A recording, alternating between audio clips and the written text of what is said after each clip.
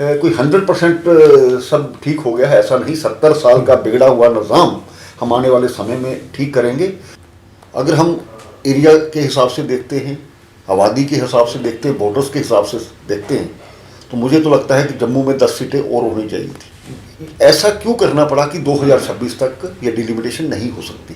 ये साफ जाहिर होता है कहीं ना कहीं संदेह इस बात का है कि उन्होंने गलत किया था। आज आप देख रहे हैं हर तरफ से जो केंद्र सरकार की तरफ से, राज्य सरकार की तरफ से चीज़ें आ रही हैं, सभी को समान भाव से देखा जा रहा है। 2019 के बाद बंद क्यों नहीं होते? हुर्रियत जो पाकिस्तान का झंडा उठा करके कश्मीर में काम करती थी, आज वो उनकी आवाज़ बंद है। नमस्कार, पीपी न्यूज़ लाइन में एक बार फिर आपका स्वागत है और मैं हूं आदर्शपाल गुप्ता। जब से डिलिमिटेशन की एक रिपोर्ट सामने आई है तब से लेकर पॉलिटिकल पार्टीज़ की जो है सबके नज़रिए अलग अलग दिख रहे हैं। इससे पहले भी हमने कोशिश की थी दूसरी जो पॉलिटिकल पार्टीज़ हैं उनका क्या नज़रिया है और कैसा लग रहा है डिलिमिटेशन का ये खाका उनको, वो आपके सामने लाया था। आज हम आपकी मुलाकात करवा रहे हैं भूतपूर्व डिप्टी सीएम कविंद्र गुप्ता जी से, और मेरे साथ हैं वरिष्ठ पत्रकार सतीश वर्मा जी। कविंद्र जी, आपका बहुत बहुत स्वागत है। धन्यवाद। कविंद्र जी, डिलिमिटेशन की जो रिपोर्ट सामने आई है जिस तरह से कि जम्मू में 6 सीटों को बढ़ाया जा रहा है और कश्मीर में 1 सीट को, लेकिन अपोजिशन इस बात को लेके जा रही है कि 90 सीटों का डिलिमिटेशन हुआ है, जिनमें से 43 जम्मू को मिली है और 47 कश्मीर को है। जबकि आबादी, क्षेत्रफल सबको देखा जाए तो जम्मू को 50 से ज़्यादा सीटें मिलनी चाहिए थी। जिस तरह से आप ही कॉन्स्टिट्यूंसी की बात करें, इस कॉन्स्टिट्यूंसी भी कम से कम कश्मीर के हिसाब से जो उनकी कॉन्स्टिट्यूंसी हैं वो 3 सीटें बनती हैं। यहाँ इतनी बड़ी गांधीनगरी कॉन्स्टिट्यूंसी है। अपोजिशन कह रहा है कि ये हमसे ठगी हुई है। हम चाहते हैं कि 2021 का जो सेंसस है उसके आधार पर डिलिमिटेशन की होना चाहिए। ये 2011 का किया गया है। क्या विचार है आपके? देखिए, कुल मिलाकर के अतीत में जाएं तो 1996 में जो डिलिमिटेशन हुई थी उसके आधार पर बहुत बड़ा अन्याय जम्मू और लद्दाख क्षेत्र के साथ हुआ था। आज भी अगर हम एरिया के हिसाब से देखते हैं, आबादी के हिसाब से देखते हैं, वोटर्स के हिसाब से देखते हैं, तो मुझे तो लगता है कि जम्मू में 10 सीटें और होनी चाहिए थी। लेकिन सरकारों का भी यही रहता है, कमीशंस का भी यही रहता है कि बैलेंस बनाना, और जम्मू कश्मीर में जिस प्रकार की आपस में परिस्थिति उसको देखते हुए जो उन्होंने किया है हम उसका स्वागत करते हैं।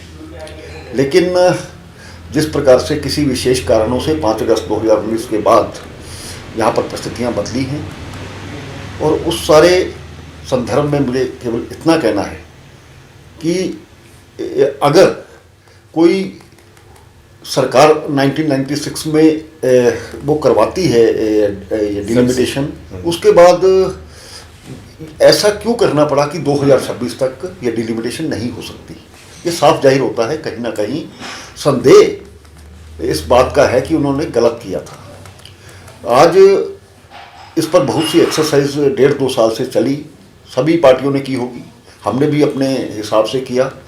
तो जो अपना पक्ष था हमने अपने कमीशन के पास रखा था, तो उसी आधार पर अगर उन्होंने इस प्रकार का बंटवारा किया है तो हम चाहते हैं कि जिस प्रकार से उन्होंने सभी लोगों को रिप्रेजेंटेशन भी दी है, पहाड़ी को भी, ये एसटी लोगों को भी, एससी तो पहले ही थी, तो एक इंसाफ पहले से अधिक यहाँ पर मिलेगा। लेकिन जो नेक्स्ट डिलिमिटेशन होगी उसमें सही आंकड़े सामने आएंगे। जहाँ तक मैं ये बताना चाहता हूँ कि 2011 के सेंसस की बात कर रहे हैं, जम्मू कश्मीर में पहले से ही 5 अगस्त 2019 के बाद से ब्यूरोक्रेसी का राज है। लोगों को चाहिए एक चुनी हुई सरकार। मैंने कहा कि विशेष कारणों से ये ऐसा वातावरण बना, लेकिन अब ये चुनाव भी जरूरी है क्योंकि लोगों को अपना नुमाइंदा चाहिए, इसलिए 2011 का सेंसस हो सकता था और अगर 2021 के सेंसस को देखते तो शायद उसकी रिपोर्ट 2023 तक आती। तो क्या इसके लिए आप जैसे 31 तारीख तक उन्होंने सुजेशंस और ऑब्जेक्शंस मांगे हैं, क्या आपकी पार्टी इसके बारे में उनसे बात करेगी कि हमारी सीटें जम्मू की, हम ये इस बात पे तो संतुष्टि नहीं कर सकते, बैलेंस रखना है कश्मीर के साथ। जम्मू बढ़ रहा है तो बढ़ रहा है, अगर कश्मीर में कमी आ रही है तो आ रही है, इसका मतलब ये नहीं कश्मीर को हम खुश करने के लिए, उनको प्लीज करने के लिए कि हम जो हमें मिल रहा है उसी में संतुष्टि करें। नहीं, संतुष्टि नहीं है, मैंने पहले ही कहा कि अभी भी सीटें हमारी कम है, लेकिन एक जो मापदंड है अब उनसे भी जो रिपोर्ट आती है सही मायने में, जो बिल्कुल सारा जिसमें क्लैरिटी आती है, उसके बाद ही इस चीज़ की चर्चा हो सकती है।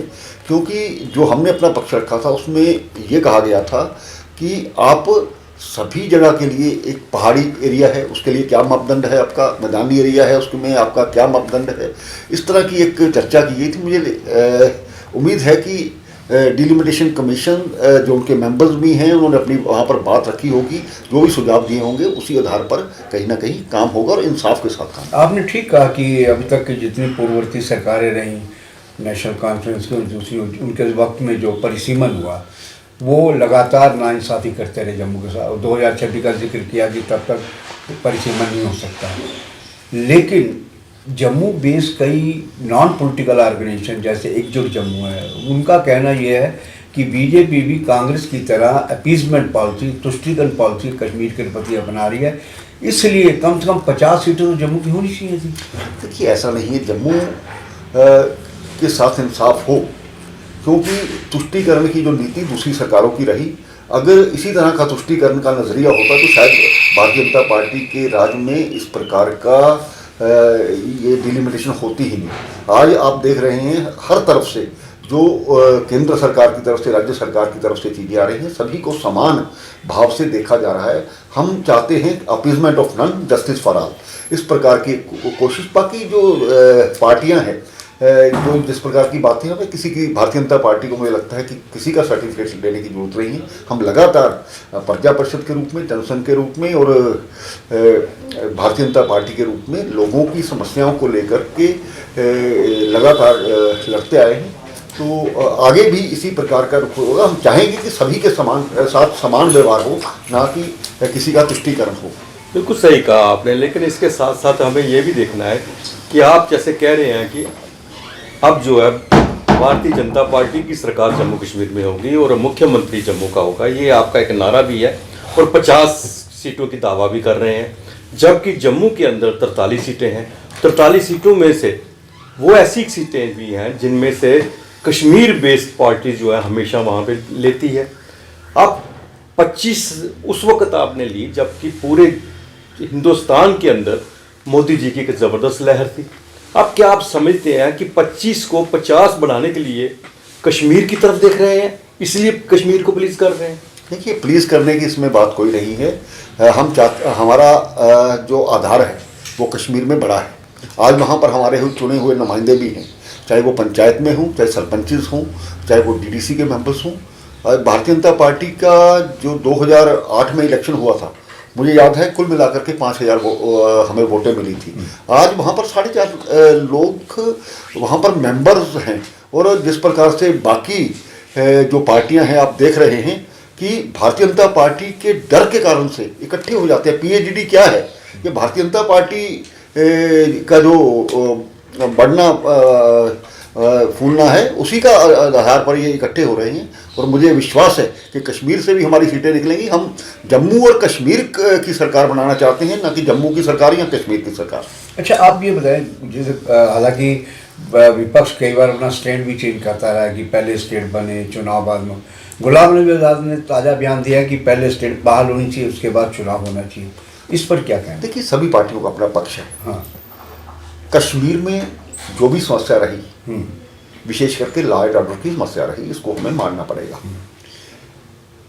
जो सरेंडर्ड मिलिटेंट्स हैं उनको हम पुलिस में ले लें, जो सरकारी नौकरियों में बैठे लोग हैं उनके प्रति ऐसा नज़रिया कि वो अगर प्रो पाकिस्तान भी काम करते हैं तो उन पर कोई एक्शन ना लेना। आज सब चीज़ें बदल रही हैं। आज मैं पूछना चाहता हूं कि 5 अगस्त 2019 के बाद पत्थरबाजी क्यों नहीं हुई? क्योंकि सरकार की मंशा ठीक थी। 2019 के बाद बंद क्यों नहीं होते? हुर्रियत जो पाकिस्तान का झंडा उठा करके कश्मीर में काम करती थी, आज वो उनकी आवाज़ बंद है।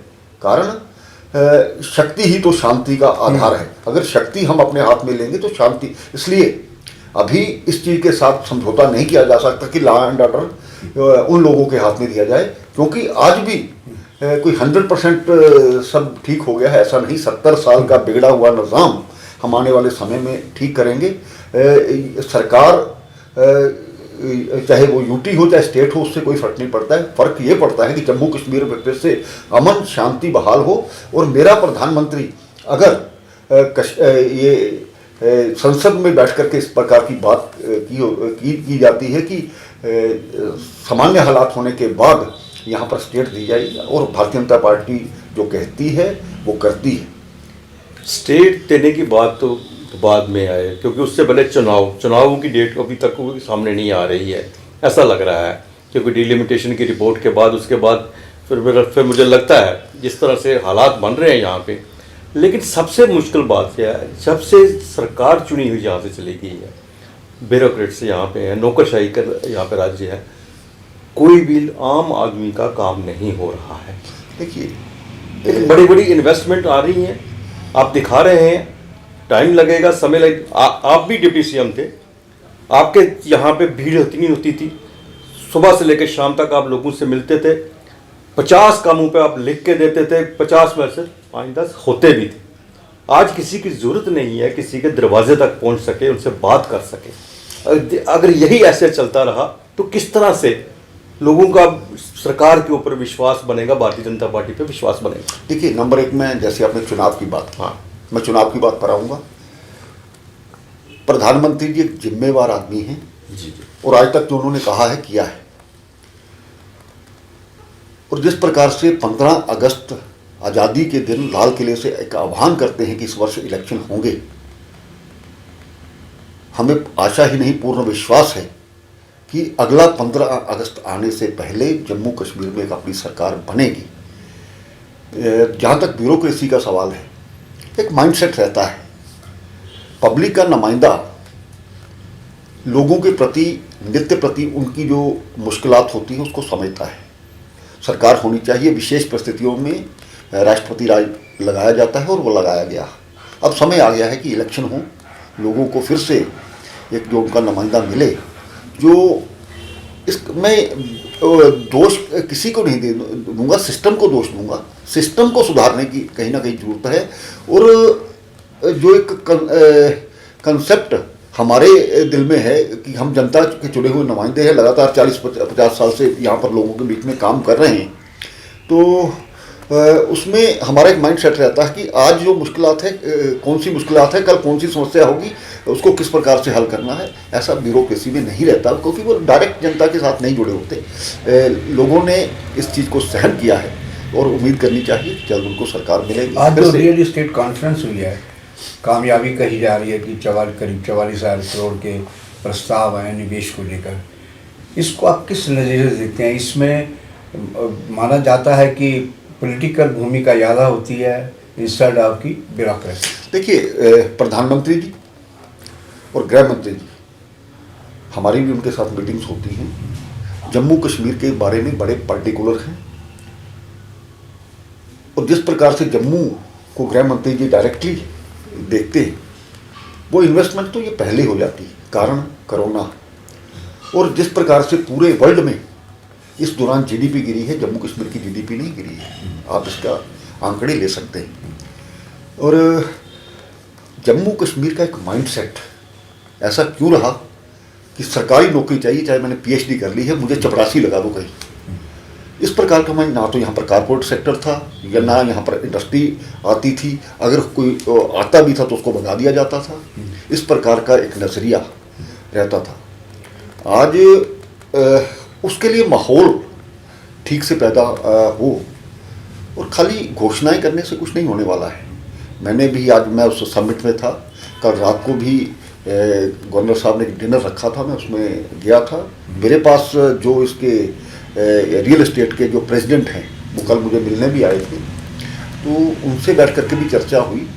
तो हमने उनको विश्वास दिलाया, अगर आपको कहीं दिक्कत आती है तो कहीं ना कहीं हम आपकी सहायता के लिए बैठे हैं, क्योंकि जम्मू कश्मीर को एक ऐसा माहौल चाहिए, एक नया जम्मू कश्मीर चाहिए जिसमें कि इन्वेस्टमेंट हो, और इन्वेस्टमेंट होने के साथ साथ स्थानीय लोगों को फ़ायदा मिले। क्योंकि मैंने जो पहले कहा, आज 1 लाख लोग सड़कों पर क्यों बेकार नारे लगाते हैं, कारण कि पिछली सरकारों ने उनके साथ धोखा किया है। हम चाहते हैं कि उनको कहीं एडजस्ट किया जाए, जो जिनका सारी आयु इस नौकरी के दौरान उन्होंने अपना लोगों को दिया, आज वो कोई खंबे पे कोई डेली वेजर चढ़ता है, जब वो वहाँ से गिरता है, कोई मरता है, उसको कोई सपोर्ट नहीं की जाती। इस प्रकार का एक माहौल बनना चाहिए, और प्राइवेट सेक्टर में भी जिम्मेवारी होनी चाहिए कि इन लोगों के लिए ग्रुप इंश्योरेंस या इस प्रकार की कोई चीज़ होनी चाहिए। जम्मू कश्मीर में ये कमी रही, और जिस प्रकार से आप चले जाए, गुड़गांव में चले जाए, नोएडा में चले जाए, बेंगलोर में चले जाएं, अहमदाबाद में चले जाएं, हैदराबाद में चले जाएं, वहाँ के लोग बिल्कुल भी प्रेफर नहीं करते हैं सरकारी नौकरी को।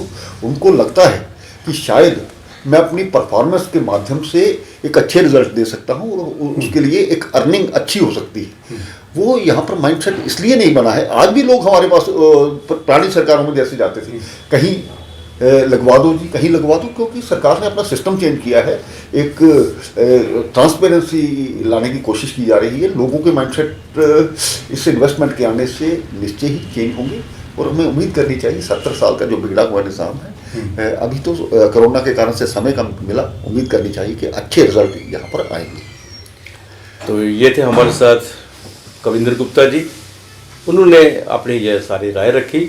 हम कोशिश करेंगे जितने और भी राजनीति नेता हैं हमारे, इस सिलसिले में उनसे भी बात करें, ताकि लोगों के पास एक साफ सुथरी पिक्चर आए कि डिलिमिटेशन है क्या, इससे क्या होने वाला है, और जम्मू को क्या मिलने वाला है। जम्मू हमारी प्रायोरिटी है। कुंदर जी, आपने हमारे साथ बातचीत की, इसके लिए आपका बहुत बहुत धन्यवाद। आज के लिए बस इतना ही, अगले प्रोग्राम में फिर आपसे भेंट होगी, तब तक इजाज़त दीजिए। नमस्कार।